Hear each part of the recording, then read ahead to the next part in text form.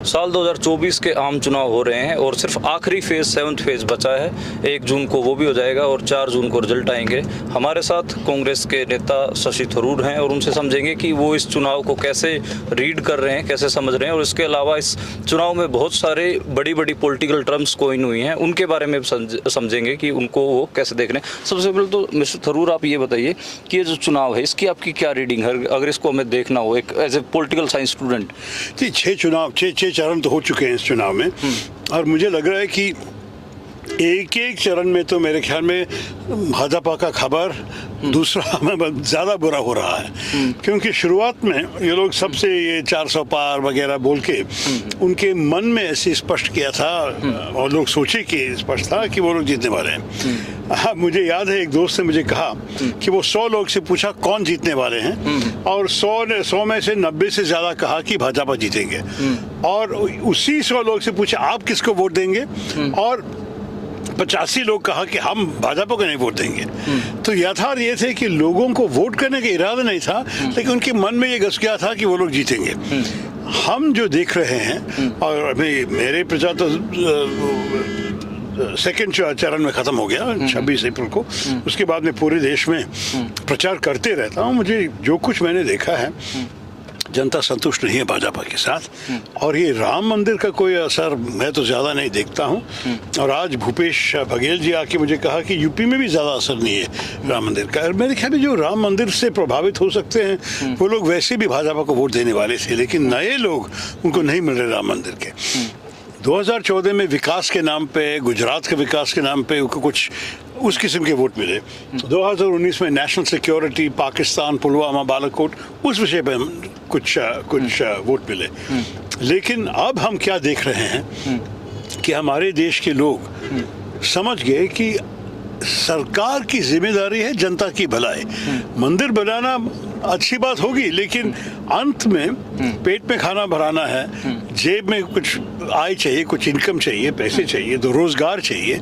और ये सब अगर आप देखेंगे तो लोगों के पास जो होना था, जो उनकी उम्मीद भी थी 2014 में, सारे नष्ट हो गया है। तो मेरे ख्याल में वो सोच रहे हैं कि इनको तीसरा मौका क्यों दे दें। तो मुझे और मेरे साथ तो दूसरे दोस्तों जो इधर उधर प्रचार कर रहे हैं और जितने भी माध्यम के लोग मैं बात कर रहा हूँ, मुझे लग रहा है कि भाजपा का हाल बहुत बुरा है, बुरी तरह से हारने वाले हैं।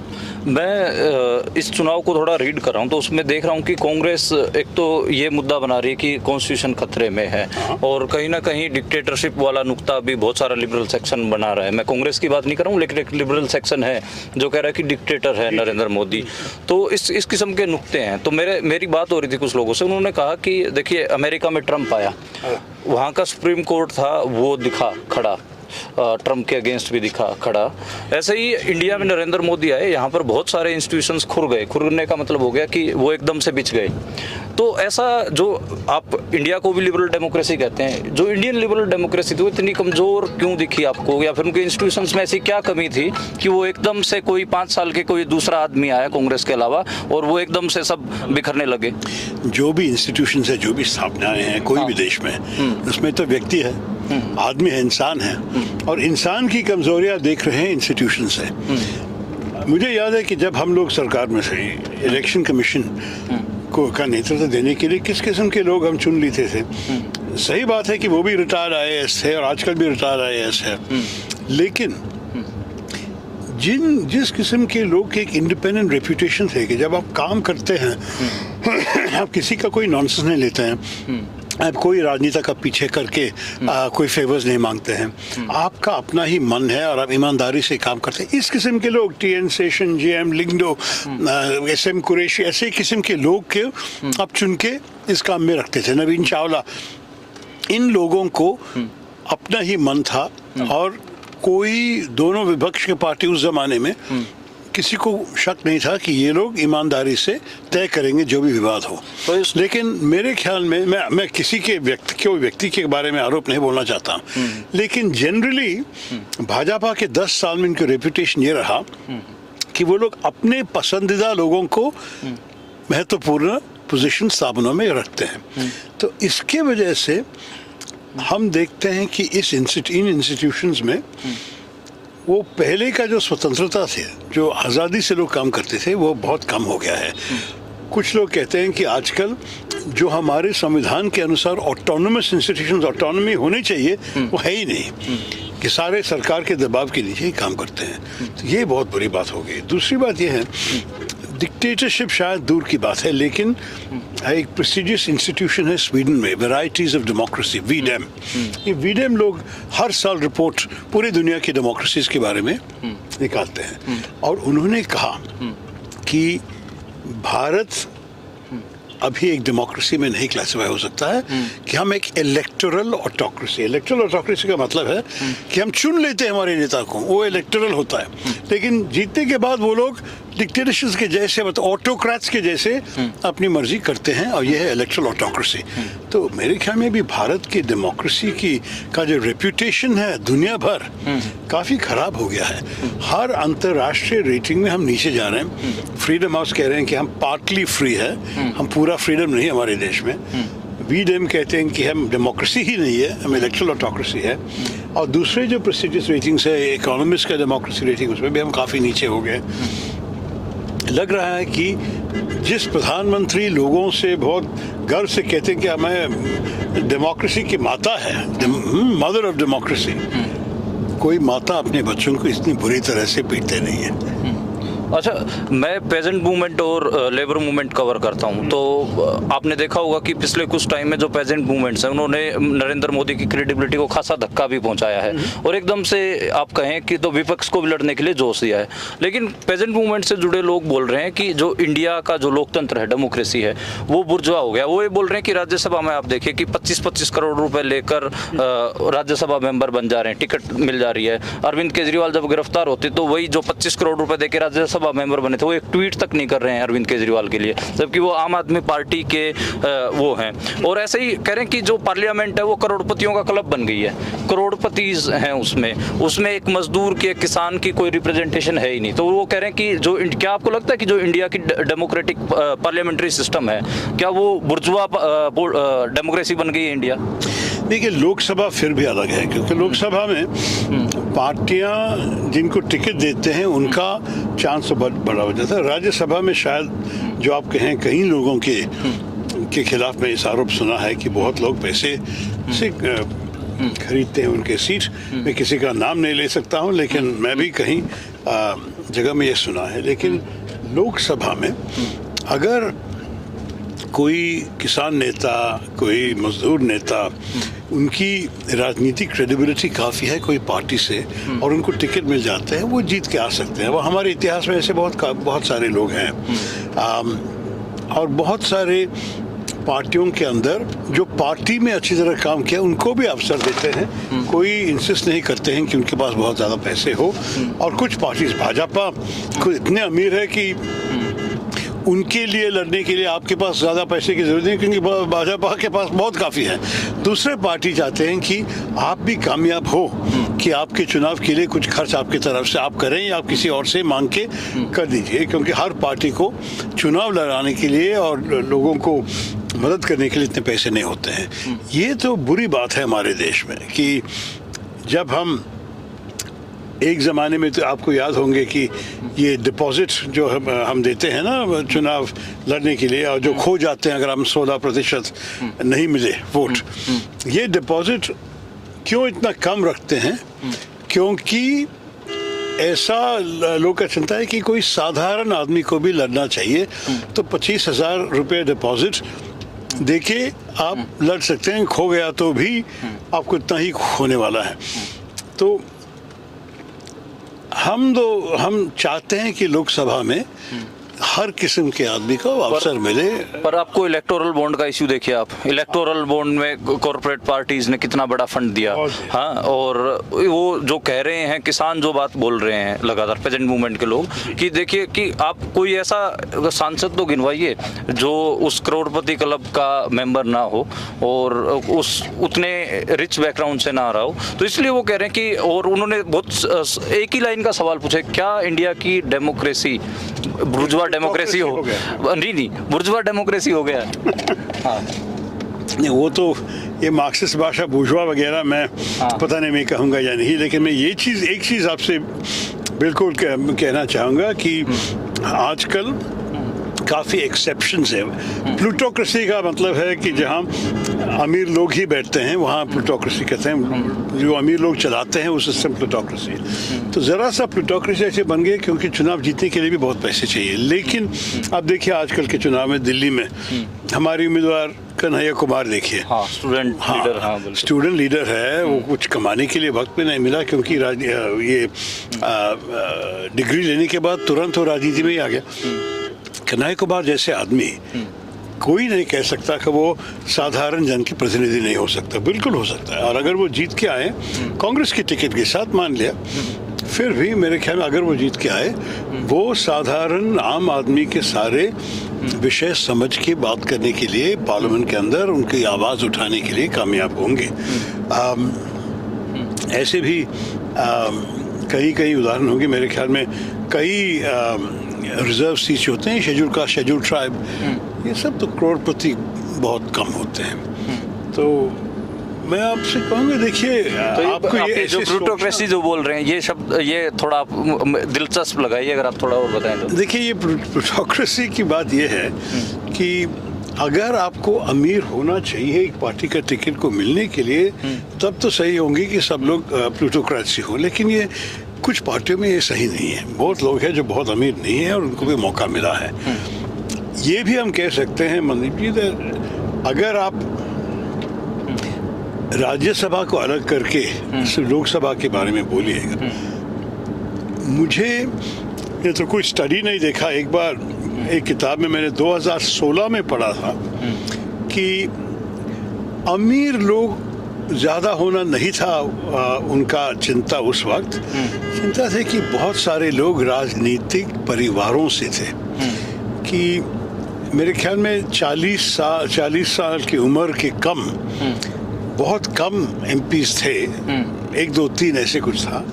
और ये एमपीज सारे राजनीतिक परिवार के अंग थे, किसी के बाप के नाम पे या किसी के पति के नाम पे ऐसे वो जीत के आए थे। डेमोक्रेटिक फ्यूडलिज्म बोलेंगे सर? अब वो तो बिल्कुल ऐसा ही लग रहा है।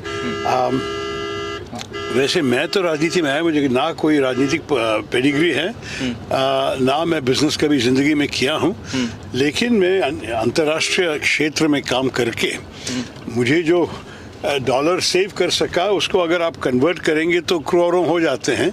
लेकिन मैं बिजनेस करके और किसी के जेब से पैसे निकाल के नहीं बनाया, जो मैं मेरी कड़ी मेहनत और मेरे हार्ड वर्क से, जो कुछ मैं मेरे लेख से और मेरे तनख्वाह से ही मैं बनाया हूँ। मैं देखता हूँ कि मुझे अवसर जब पार्टी दिया, ये बड़ी अच्छी चीज़ थी, क्योंकि ना मेरे परिवार में कोई राजनीति में है, ना हमारे कोई लोग स्वतंत्रता आंदोलन में भाग लिए या ऐसे कोई बड़े नाम हो। मैं तो एक मिडिल क्लास फैमिली, सैलरीड पिताजी, मैं भी पढ़ के लिख के ही बड़ा हो गया, विदेश गया, वहाँ ज़रा सा काम अच्छा करके ही मेरा नाम बनाया। तो इस किस्म के आदमी को पार्टी अवसर दिया और नाम उनसे पूछा कि आपके पास कोई मिलियनेयर का बैकिंग है या कोई करोड़पति आपको मदद देंगे चुनाव लड़ने के लिए। ना मुझे कहा कि ये ज़रूरी है राजनीति में आने के लिए, मुझे पूछा भी नहीं कहा आप क्या लड़ने के लिए तैयार हैं? मैंने कहा हाँ ठीक है, टिकट आपको दे रहे हैं। अच्छा शशि जी, आपने जो बात कर, हमारी बात चल रही है, इसमें एक शब्द निकल गया डेमोक्रेटिक फ्यूडलिज्म। तो हम देख रहे हैं कि जो विधानसभा सीटें हैं, मतलब एक छोटा सा अगर एरिया हो उसमें भी परिवार हो गए हैं और उन परिवारों के इर्द गिर्द राजनीति घूम रही है। वो कभी बीजेपी के हो जाते हैं, कभी वो कांग्रेस के हो जाते हैं, कभी वो दूसरी पार्टी में चले जाते हैं, टिकट नहीं मिलता है। तो क्या लग रहा है कि जो इंडिया की जो पॉलिटिक्स है, क्या उसमें आपको, एक तो मीडियोक्रेसी शब्द मैं इस्तेमाल कर रहा हूँ, क्या मीडियोक्रेसी आ गई है? क्या इसमें कोई आइडियोलॉजी बची नहीं है कि आप सेकुलर पॉलिटिक्स के लिए लड़ रहे हैं या लिबरल वैल्यूज के लिए लड़ रहे हैं या फिर आप हिंदुत्व की पॉलिटिक्स लड़ रहे हैं? ये कोई मायने नहीं रखता। ये है मुझे सबसे शॉकिंग चीज़, क्योंकि मैं जो जब राजनीति पे आया, मेरा सोच सिर्फ ये था कि राजनीति में आने के लिए हमें एक संकल्प होनी चाहिए कि हमारे भारत को कैसे बेहतर करना है। और हम रिस्पेक्ट, इज्जत से मानते हैं कि दूसरों को दूसरी राय हो सकते हैं। फॉर एग्जाम्पल मैं शायद सोचूं कि बिजनेस को ज़्यादा स्वतंत्रता देना चाहिए, कोई और कहेंगे नहीं नहीं सारे सरकार के कंट्रोल में होनी चाहिए, लेकिन अंत में दोनों चाहते हैं हमारी सोसाइटी को बेहतर करने के लिए, सोशल वेलफेयर दोनों चाहते हैं। और फर्क ये है हमारी विचारधारा, कोई इस किस्म के लिबरल है जैसे मैं हूँ, कोई उस किस्म के सोशलिस्ट या कम्युनिस्ट हो सकता है, कोई और कुछ और सोच हो, लेकिन सोच तो जरूरी है। बिना विचारधारा बिना सोच से आप क्यों राजनीति करते हो? अभी जाके बैंकर बन जाओ पैसे बनाना है तो, या तर्क करने पसंद करते हो तो लॉयर बन जाओ। राजनीति में आते हो तो आपको एक vision of a better society, ये बड़ी जरूरी है।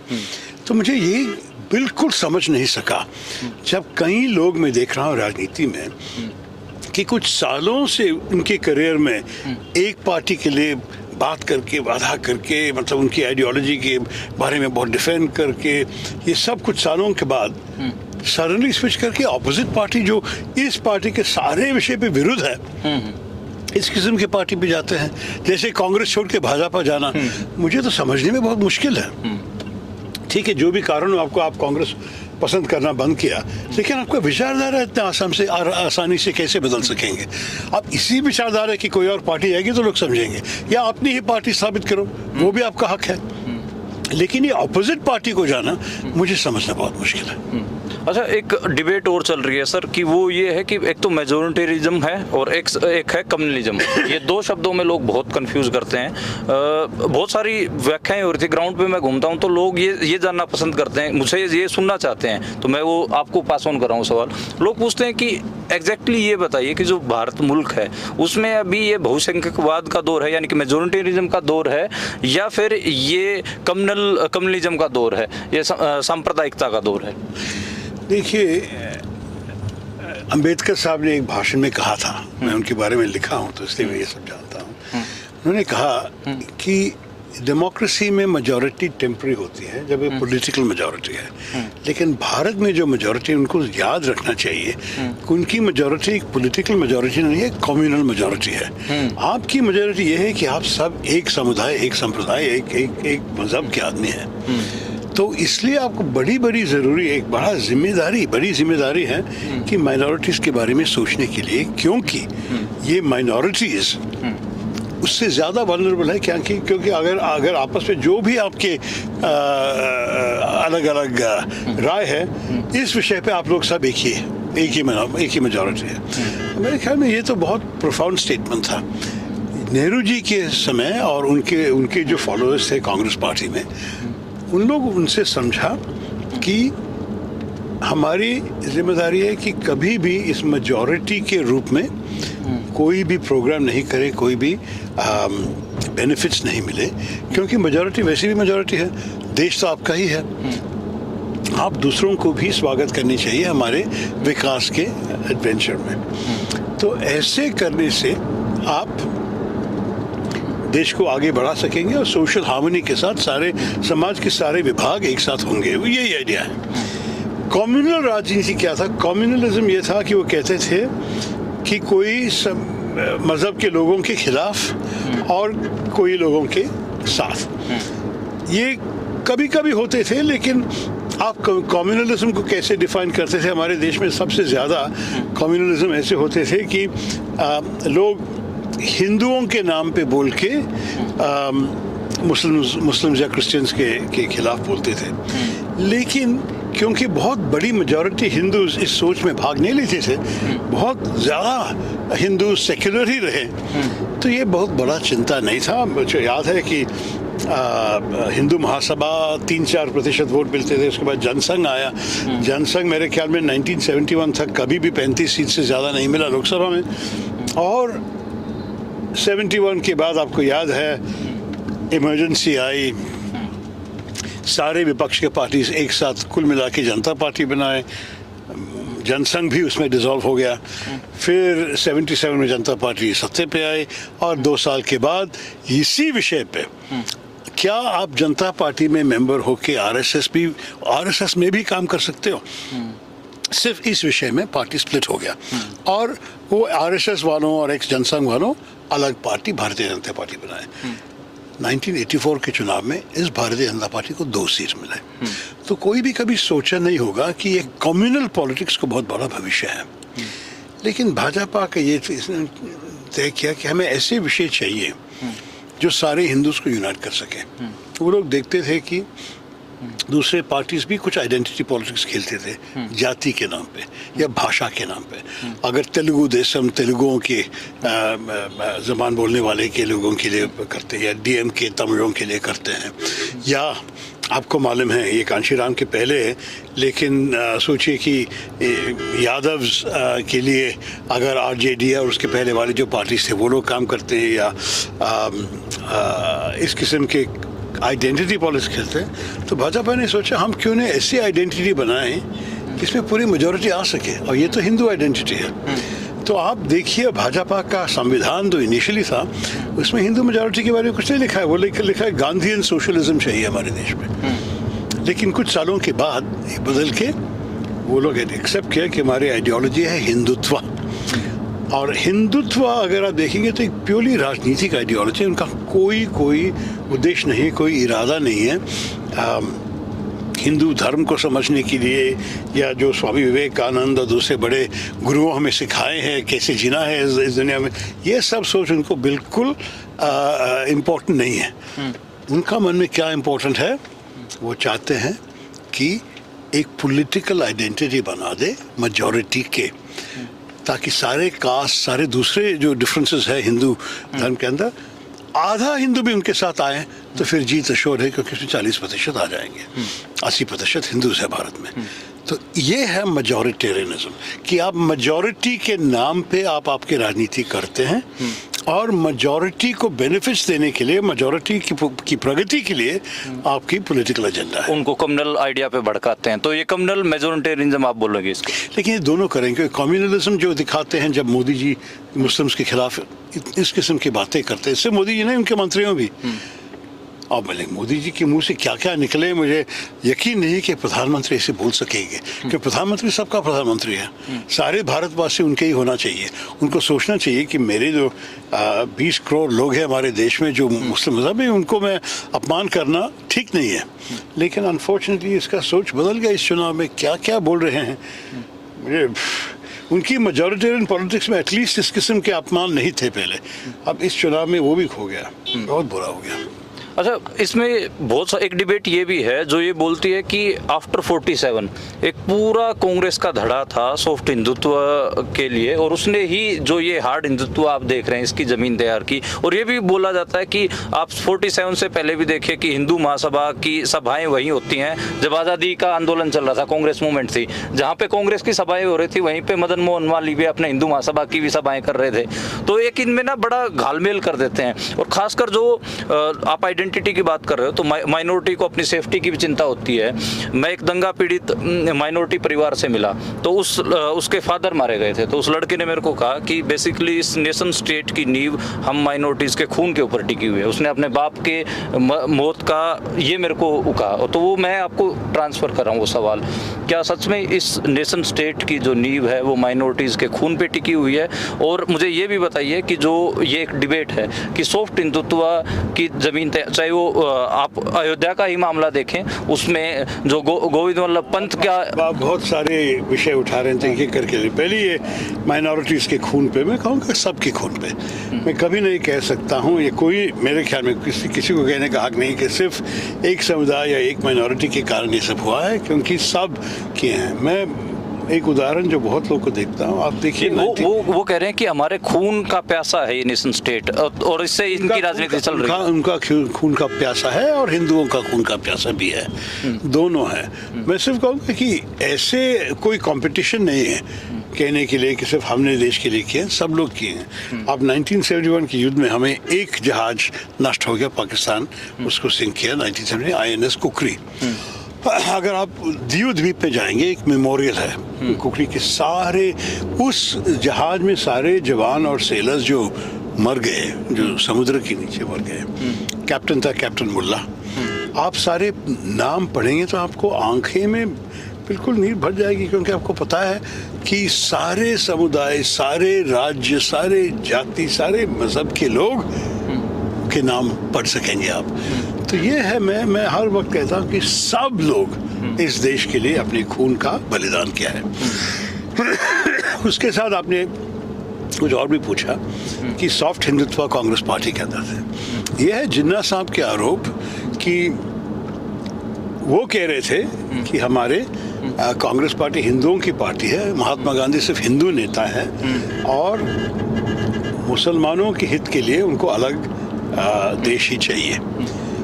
लेकिन कांग्रेस पार्टी ये कभी नहीं एडमिट किया। आप देखिए कि शुरुआत में से ही सब लोग आते थे कांग्रेस पार्टी को, क्योंकि वही था हमारे इंडिपेंडेंट स्वतंत्र आंदोलन के लिए बस एक ही मूवमेंट था, इंडियन नेशनल कांग्रेस, जिसमें सब लोग शामिल होते थे।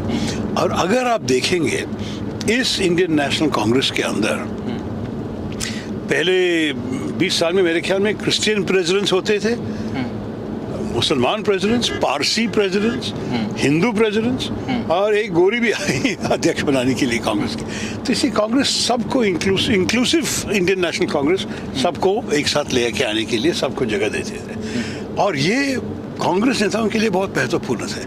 वो नहीं चाहते थे कि कोई भी सोचे कि हमारे लिए कांग्रेस के अंदर जगह नहीं देते हैं। और इसलिए ये भी आश्चर्य की बात है कि 1920s में एक दो अवसर पे एक ही व्यक्ति कांग्रेस का अध्यक्ष भी बना एक सेशन के लिए और मुस्लिम लीग का अध्यक्ष भी बना उसी साल में कभी, क्योंकि हमारी राजनीति में ये था, विषय ये था क्या हम एक देश बनाना चाहते हैं सबके साथ या कुछ और किस्म की राजनीति। शुरुआत में तो मुस्लिम लीग सेपरेटिज्म नहीं मांगे थे, मुस्लिम कम्युनिटी के लिए कोई बेनिफिट्स चाहते थे वो सब मांगे, और बहुत मुस्लिम एलिट्स की पार्टी थी, सारे अमीर लोग, नवाब लोग, बड़े लैंड ओनर, जमींदार, आगा खान, इस किस्म के लोग थे मुस्लिम लीग के आम। और वैसे भी कोई उपयोग नहीं था साधारण जन के पास उनको शामिल करने के लिए, क्योंकि वोट ब्रिटिश कम लोग को देते थे। ब्रिटिश ज़माने में सब लोग को वोट नहीं होता। जो टैक्स भरते थे वही टैक्स भरते थे, या जिसकी जमीन है और जिसकी पढ़ाई हो। तो इसलिए मुस्लिम लीग तो ओपनली एलीट पार्टी था। हिंदुओं महात्मा गांधी के आने के बाद उनको एक नेता मिला जो सबको उनकी भाषा में बोल सकें और उनको एक साथ ले आए, लेकिन फिर भी उन्हीं के साथ बाकी सारे मजहब के लोग भी थे। और कभी कभी कुछ विदेशियों भी हमारे साथ, महात्मा गांधी के नज़दीक थी वो मीराबाई जो अंग्रेज़ औरत थी, एनी बेसन जो आयरिश औरत थी, ऐसे भी लोग हमारे नेशनल मूवमेंट्स में भाग लिए हैं और उनको स्वीकार किया, उनको बहुत महत्वपूर्ण स्थान भी दिया। लेकिन इसमें मैं सवाल, जैसे आपने आज़ादी से पहले एक हिसाब से कांग्रेस को डिफेंड किया जो समझ में भी आ रहा है, आज़ादी से पहले इंडिया में कॉम्पिटिटिव कम्युनिज्म हम कह सकते हैं, जिसमें हिंदू महासभा और मुस्लिम लीग दोनों की बराबरी दिखती है, एक प्रतियोगिता दिखती है, कॉम्पिटिशन दिखता है कम्युनिज्म में। लेकिन 47 के बाद तो इंडिया में कोई ऐसा आप माइनॉरिटी का ऐसा पॉलिटिकल ग्रुप नहीं है जिसने हिंदू महासभा या RSS जैसी बात की हो। आप ये भी तो समझे। तो महासभा का ज्यादा वोट नहीं मिला, 3-4% वोट मिलते थे, क्योंकि उनकी जो राजनीति थी लोगों को इतना पसंद नहीं था। वो सोचे कि कांग्रेस पार्टी में हिंदू भी है, दूसरों भी है और सब खुश है, देश का विकास हो रहा है। तो मेरे ख्याल में यही चाहिए था कि सबको एक साथ ले जाए। लेकिन हिंदू, हमारे देश में हिंदू बहुत है और हमारी कल्चर जो हमारे संस्कृति के बहुत सारे सिंबल्स हिंदू धर्म से आते हैं। जैसे आपको पता है कि 50 से ही ब्रिटिश प्रैक्टिस था कि एक नया जहाज को पानी में देने के पहले आप एक बोतल शैंपेन तोड़ते हैं। कांग्रेस पार्टी ने ही तय किया कि नहीं, ये नहीं करेंगे, क्योंकि हमारे देश में शराब का दूसरा मतलब होता है लोगों के मन में। हम एक नारियल को तोड़ेंगे जहाज के साइड पे। ये बहुत हिंदू कॉन्सेप्ट है। मैं भी केरल में एक हिंदू होने के नाते बहुत बार नारियल तोड़ता हूँ भगवान को ऑफर करने के लिए। ये है हमारे सिंबल गणेश जी के लिए वगैरह। तो हिंदू कल्चर जो कहेंगे, हिंदू संस्कृति तो हमारे पब्लिक लाइफ में आए, लेकिन ये कभी नहीं कह सकते हैं कि सिर्फ हिंदुओं के लिए कुछ भी तय किया। सरकार कहते थे कि हम फ्रेंच के जैसे ऐसे सेकुलर नहीं होते हैं कि आप आपके धर्म के कोई इशारा नहीं पहन सकते घर में गवर्नमेंट ऑफिस पे, या प्रार्थना कर सकते हैं आप, ये वगैरह नहीं कर सकते। आप कुछ भी चाहिए कर दो, लेकिन सारे मजहब का एक ही हक होना चाहिए। तो जैसे गांधी जी, उनके ज़माने में उनके सुबह के प्रेयर मीटिंग्स में हिंदू भजन, सिख ग्रंथ के श्लोक और अपने कुरान के वर्सेस, क्रिश्चियन बाइबल के साम सारे एक साथ करते थे। उनके लिए सब इक्वल था, सब समान थे। लेकिन तो उस किस्म के सोच था हमारे सेक्युलर। सही बात कहूँ तो हम सेक्युलर नहीं थे, हम एक देश था जहाँ हिंदू मेजॉरिटी दूसरों को शामिल करके आगे जाते थे। लेकिन ये कम्युनल पॉलिटिक्स नहीं था, क्योंकि हमारी इच्छा ये थे कि सारे जन पहले सोचे कि हम हिंदुस्तानी हैं, नॉट दैट कि मैं हिंदू हूँ या मैं मुसलमान हूँ और उसके बाद मेरी नेशनलिटी आती है। ये नेशनलिटी की सोच पाकिस्तान के साथ गया। मतलब पाकिस्तान ने कहा कि हमारे देशभक्त क्या हमारी देशभक्ति हमारे मज़हब से आते हैं, तो इसलिए हमको देश बनाना चाहिए हमारे मज़हब के नाम पे। भारत ने कभी नहीं कहा, ये लॉजिक हमने कभी नहीं माना। हम कहा कि हमारे देश ऐसे देश हैं जहाँ हर इंसान को रहने का हक है। अम्बेडकर साहब के कॉन्स्टिट्यूशन में, संविधान में क्या लिखा था? ने कहा कि आपकी मज़हब जो भी हो, आपकी जाति जो भी हो, आपकी भाषा जो भी हो, आपका रंग जो भी हो, देश में कहीं भी आप जन्म हो सकते हैं। अंत में अगर आप भारतीय नागरिक हैं तो आपके बाकी सारे भारतीय नागरिक के साथ एक ही हक से, एक ही अधिकार से इस देश में जी सकते हैं। लेकिन बात तो अलग है, पाकिस्तान के लॉजिक नहीं है हमारे। पाकिस्तान के कम्युनल लॉजिक है, हमारे एक प्लोरलिस्ट लॉजिक। अगर आप सेक्युलर शब्द पसंद नहीं करते हैं, प्लोरलिस्ट है कि सब किस्म के लोग हैं हमारे देश में, लेकिन सब इक्वल है। आप जैसे 47 के बाद की बात मैं बात कर रहा हूँ, खैर 47 की बात ही मैं कर रहा हूँ, के बाद की, आफ्टर उसके बाद तो संविधान तो लिखा 1950 से, और पार्टीशन के बाद कुछ लोग भी कहा कंस्टिट्यूएंट असेंबली में कि देखो पाकिस्तान बना दिया एक मुसलमानों के लिए, हम क्यों नहीं भारत को इंडिया के हिंदुओं के लिए बनाएं। लेकिन 80s में आप चर्चा हुई और डिबेट हुई और ये हार गया बुरी तरह से इस प्रोपोजिशन। लेकिन 80s में आप देखिए कि राजीव गांधी राम मंदिर के ताले भी खुलवा रहे हैं, उसके अलावा बाबरी मस्जिद के, सॉरी उस समय बाबरी मस्जिद थी, बाबरी मस्जिद के ताले खुलवा रहे हैं, उन्होंने एक शिलान्यास भी कर दिया था। और इसके अलावा शाहबानो केस, जो आपके जो मोहम्मद आरिफ हैं, जो गवर्नर भी रहे केरला के, वो बड़े ऐसे बोलते हैं कि वो एक टर्निंग पॉइंट था और उसकी वजह से ही ये सॉफ्ट हिंदुत्व वाला सारा और एक जमीन तैयार हुई बीजेपी। आरिफ मोहम्मद खान जो मेरा दोस्त भी है, मैं कहूँगा कि उनका अनुभव क्या था कि 84 में जब शाहबानो केस आए, 86 में शाहबानो के केस में जब जज ने कहा कि शाहबानो का पति उनको पैसा देना ही पड़ेगा, सिर्फ ये मेहर नहीं, मेहर 30 रुपये ऐसे कुछ था कि जीने का पैसा देना चाहिए, डिवोर्स करना चाहते हैं तो उस वक्त आरिफ मोहम्मद खान उनके इन फेवर, सुप्रीम कोर्ट की रूलिंग के इन फेवर बोला कि ऐसे ही होना चाहिए, हम आज का मॉडर्न देश है। कांग्रेस पार्टी ने उस वक्त शाहबानो केस में लॉ को बदल लिया, नियम को अमेंड करके किया कि मुस्लिम समुदाय की अगर कोई किसी का डिवोर्स होता है कि उनकी जिम्मेदारी हमारे अदालत में नहीं होंगे, वक्फ बोर्ड पे होंगे। तो उसके बाद आरिफ मोहम्मद खान अलग हो गए। ये नहीं कि आरिफ मोहम्मद खान हिंदू कम्युनलिज्म के नाम पे अलग हो गए, वो मुस्लिम कम्युनलिज्म को प्रोटेस्ट करके अलग हुआ था। तो सही बात है कि अयोध्या का ताला खोलना भी, ये तो बहुत बड़ा ऐतिहासिक विवाद है, और मैं चाहता हूँ कि हमारे फोकस ज़्यादा हो आज की राजनीति पे, क्योंकि ये मोदी जी का ऑल्सो ये हैबिट है कि जब भी आप 2014 से 24 तक यहाँ की हकीकत के बारे में बोलना चाहते हैं, वो औरंगजेब के बारे में बोलेंगे, शाहबानो के बारे में बोलेंगे, 84 के बारे में बोलेंगे, 47 के बारे में बोलेंगे, और आप भविष्य के बारे में पूछो तो वो 2047 के अमृतकाल के बारे में बोलते हैं। तो मोदी जी आज के बारे में बोलना नहीं चाहते हैं, क्योंकि उसको कहने के लिए कुछ नहीं है। इसलिए दूर के इतिहास पे विवाद चलाना और दूर के भविष्य के लिए सपने बनाना, यही है उनका खेल। मैं ऑनेस्टली, आप तो ये चुनाव के वक्त ये बातचीत कर रहा हूँ, लेकिन हमारे कॉन्वर्सेशन तो कभी भी और टाइम पे कर सकते थे। ये चुनाव में मैं चाहता हूँ कि आप लोग सोचिए कि साधारण आदमी की क्या भविष्य होना चाहिए इस देश में, और किस किस्म के भारत में वो जीना चाहेंगे। तो मैं यही पूछना चाहूँगा आपसे, आखिरी सवाल है मेरा, ख़त्म करते हैं, आपका भी एयरपोर्ट आ गया, कि आगे का रास्ता क्या? एक आम साधारण नागरिक जो सोच रहा है इस देश के में जो भी क्राइसिस चल रहा है उसके बारे में चिंतित है लेकर, उसके लिए आगे का रास्ता क्या है, क्या करे? पहली बात यह है कि हमें वोट दे दीजिए, सरकार को बदल लीजिए। सरकार बदलने के बाद मेरे ख्याल में हमारे लोग तैयार है आप लोग की चिंता सुनने के लिए, और साधारण नागरिक के लिए ही हम अगर हमारे न्याय पत्रिका पढ़ ले, हमारी मैनिफेस्टो, हम जो भी कहा है साधारण लोगों के पर्सपेक्टिव से कहने चाहते हैं। ये तो अमीर लोग का मैनिफेस्टो नहीं है, साधारण लोग का ही है। और हम चाहते हैं कि लोगों को डिग्निटी से इस देश में जीने का मौका मिले, और इसी देश में उनके भविष्य तैयार हो जाए। इस देश से, जैसे पंजाब से इतने लोग भागते जा रहे हैं दूसरे देश, क्योंकि इनका यहाँ कोई रोजगार नहीं है, कोई भविष्य नहीं देख रहा है, ये नहीं चाहते हैं हम चाहते हैं कि सब लोग एक साथ आगे बढ़े और एक साथ उनका पूरा हक से इस देश में रह सके।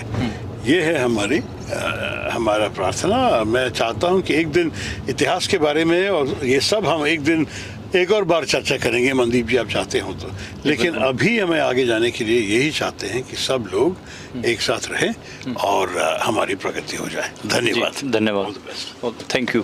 तो चुनाव के बाद जरूर उनसे एक बार बात करेंगे, लेकिन अभी के लिए शशि थरूर ने एक पूरी जो क्रोनोलॉजी, हम एक स्ट्रक्चर्ड इंटरव्यू करना चाहते थे, लेकिन एयरपोर्ट का सफर बहुत छोटा था और उसमें इतने ही सवाल हो पाए। आगे कोशिश करेंगे कि चुनाव के बाद भी जो भारतीय राजनीति और समाज है उसके बारे में खुल के बातचीत हो सके। देखने के लिए शुक्रिया।